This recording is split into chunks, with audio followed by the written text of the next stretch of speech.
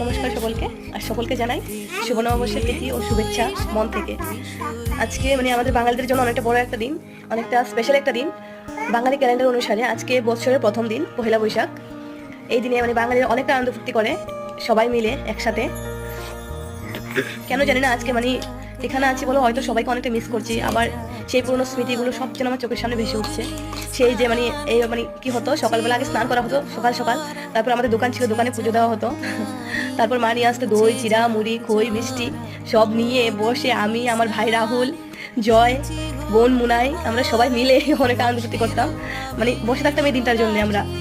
আর আমি আজকে ঠিকমতো জানি না, রীতিমতো একটা জানতামই না যে আজকে এই দিনটা কালকে গেল চৈত্র সংক্রান্তি, কালকে খাওয়া হতো পাচন, আর আজকে খাওয়া হবে মাংস ভাত এগুলা। তো আমি জানতামই না এই জিনিসটা, কারণ এখানে যে আজকে কিছুই বোঝা যাচ্ছে না। কে জানি আমাকে আজকে উইশ করলো শুভ নববর্ষ।